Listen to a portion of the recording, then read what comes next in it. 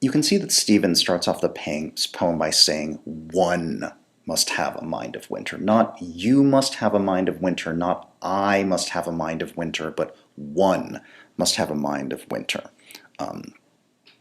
This kind of distancing effect, so that we're even further distanced from this snowman, from this mind of winter, than we might be if it were you or I. This is something that's very hard, a position that's very hard to identify with. Okay, so this mind of winter, what does this mind do? What are the characteristics of a mind of winter? Well, the mind of winter really seems to do only two things. It sees and it hears. The mind of winter regards the frost and the boughs. It beholds the junipers.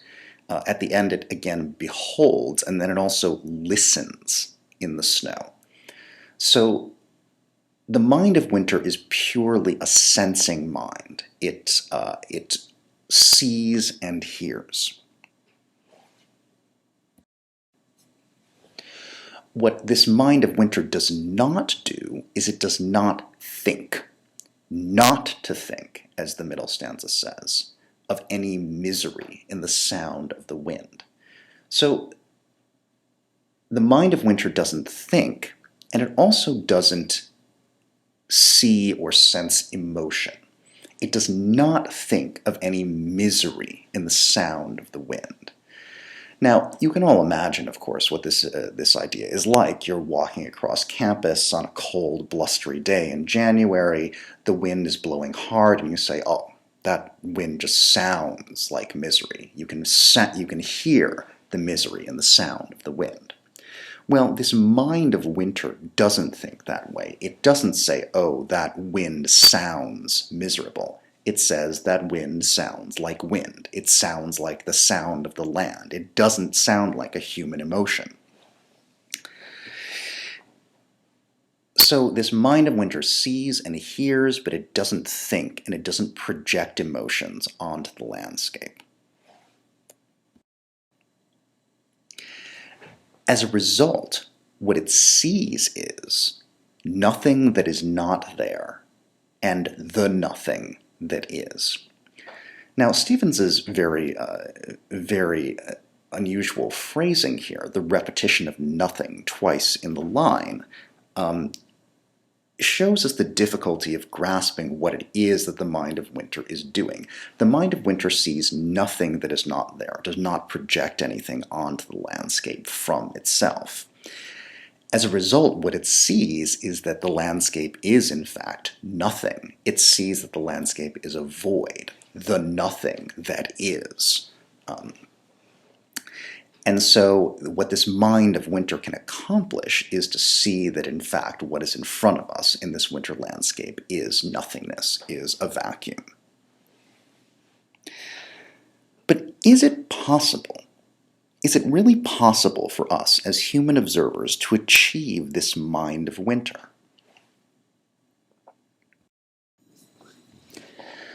The difficulty of having a mind of winter is shown by some of the phrasing that the speaker uses to describe this state of mind. One must have a mind of winter, and one must have been cold a long time.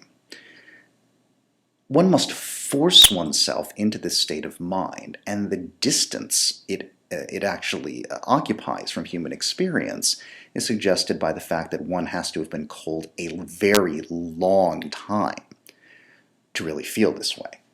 So this mind of winter is something that's very far away from anything within human experience.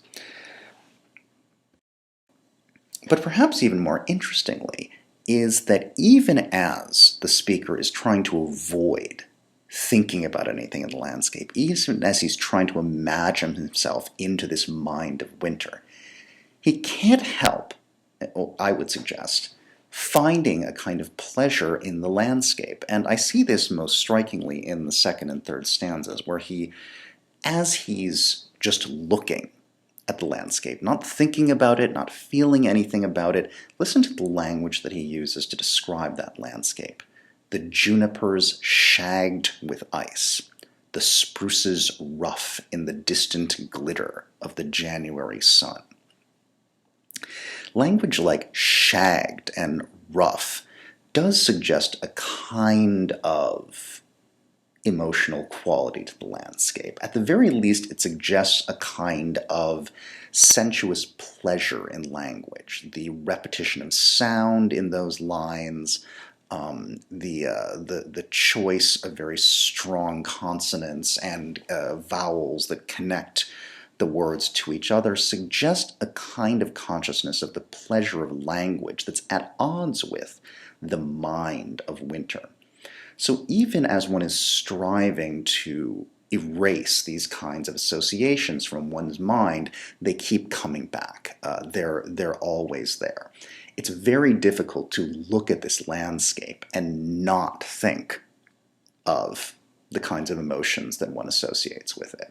And yet, Stevens, the speaker, is trying. So we see this kind of contradiction where the speaker is trying to have a mind of Winter, trying not to have any associations to the landscape, and yet cannot help himself, and does so even in his description of that landscape.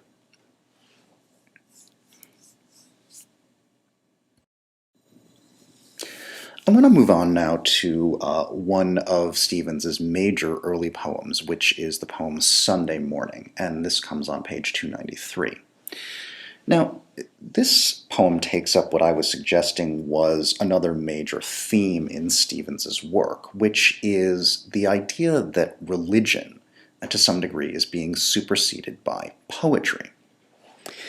Now, in some ways, I think that we can compare Sunday Morning to something like T.S. Eliot's The Waste Land. Both are grappling with the idea of what it means to exist in a world where the gods seem to have abandoned humanity, where we can no longer believe in certain kinds of fixed religious ideas. Now, Eliot takes for granted that those kinds of structures, those kinds of belief systems have already been destroyed. They already lie in ruins. Stevens doesn't quite seem to take that for granted. In fact, Sunday Morning itself is a fairly strong, pointed argument against certain ideas of religion, particularly certain Christian ideas of divinity, of what it means to be a god. One thing that the poem does is portray a very sharp contrast between what it sees as the static state of belief. When one believes, when one has faith, things don't change, things remain the same.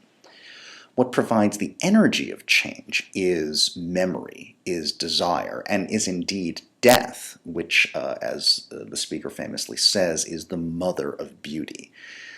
Change versus stasis is one of the main concerns of this poem, and the argument that it makes is that religious belief can only provide stasis, but that the human characteristics of memory, desire, and mortality, these things provide change. And those kinds of energies of memory, of desire, are often marked in the poem as feminine. The character who is speaking in much of the poem is a female character. She dreams a little, and she feels the dark encroachment of that old catastrophe. The character here is a female character. What the poem proposes to replace religion with is what it calls the ambiguous undulations of change, the body, mortality. These sorts of uninterpretable gestures that are unpredictable, that are human, that come out of nature rather than out of the divine. So how does the poem work? It's set up in a very regular structure. It is composed of 8 stanzas of 15 lines each, and it is written in a fairly regular blank verse, which again is an unrhymed iambic pentameter.